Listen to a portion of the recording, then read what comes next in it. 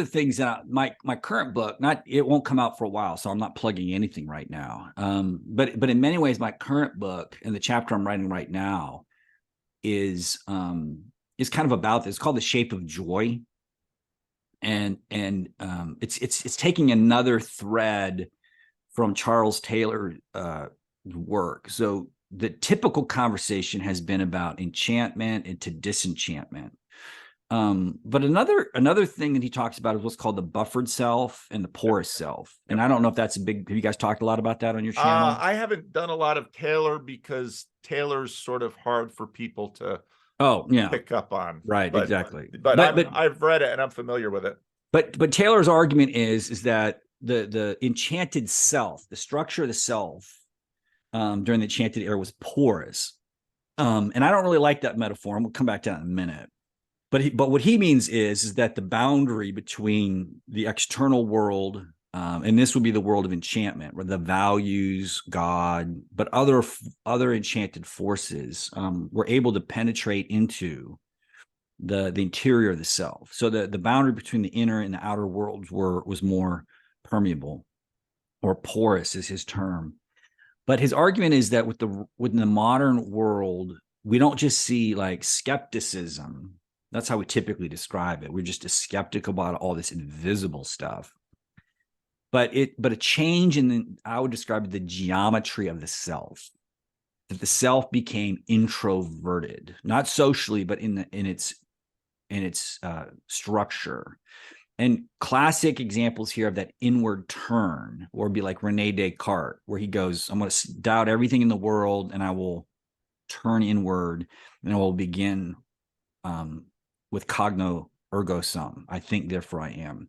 But another big pioneer of the inward turn was obviously in my discipline, Sigmund Freud, right? That the secret to meaning in life is to like go down into the subterranean depths of the unconscious and there discover, right, the roots of your ailments. And that, I would argue, another source of our modern mental health crisis is that constantly throwing people back inside themselves. Because what's interesting is one of the things we also know about mental health problems is that rumination, obsessive self-rumination is not good for you. And yet that's been the modern advice of therapy for quite some time, is like you're thrown back into yourself to go rummage through your family history and dig up your memories and explore yourself. And there's no stability that is found in there. It's just a carnival inside ourselves. And I think we all kind of sense this, that kind of Augustinian restlessness where I just don't feel like I'm a stable entity. That the true self, and sometimes you'll hear a lot of that, no, I'm going to go in and find my true self. But most of us, when we discover ourselves, just discover a kind of a very sick and unwell person. I don't know about you, but I'm just like not, my true self is not anything that anybody should count on, especially myself. And so when I talk about the shape of joy, it's not just that we have to talk about meaning and value. We also have to kind of, what I'd describe as, reverse the curvature of the self. So this inward turn, some people have called it, described it as the psychotherapeutic turn, the rise of the age of the therapeutic, where I'm going inside. But that the crisis of meaning is solved when we reverse the curvature of the self and we are curved outward to encounter a value that exists independently of my own subjectivity. Because that's where the skepticism comes in, that in a skeptical age, we believe that any value we are perceiving externally in the world is a projection of my own subjective neurosis. Right. And so, to use Plato's allegory of the cave, we're just still in the cave. Right. And my argument is that in the book is that we have to leave the cave and encounter the sun, but we got to believe the sun is real.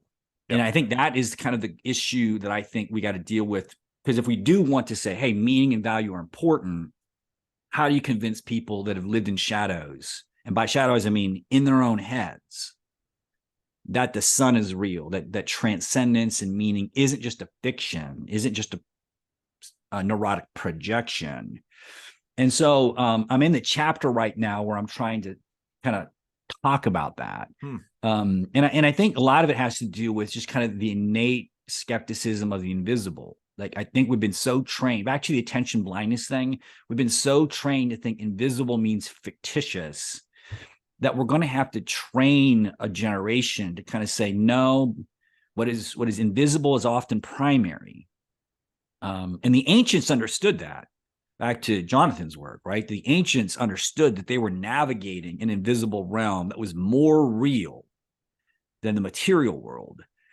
And so I think what I like about what your work is doing and what their work is doing and what Peterson's work is doing is that they're helping people make that outward turn, and convincing them that the invisible is primary in their lives and reaping the mental health benefits from that navigation. So back to your point, right? Somebody listens to these Jordan Peterson lectures and they become convinced that, right, what those archetypes are pointing them to is more primary than what science is revealing. And so that's not surprising to me that you might see a rapid change as you leave the cavern of the internal subjective mind into an encounter with a reality that kind of pulls you out of your own neurosis. So to me, so that'd be the one thing I would just kind of say here at the end, is that as we talk about enchantment and disenchantment, pay attention to the curvature of the self, the inward looking self that is obsessed with its own subjectivity versus an outward curved self that is connecting with an invisible reality, but one that we experience as objectively true, as almost factual. And that's that weird paradox that this invisible thing is as primary and as factual as, the table or the microphone that we're looking at here. And I think that's where what you're doing is highly therapeutic in helping people make that turn.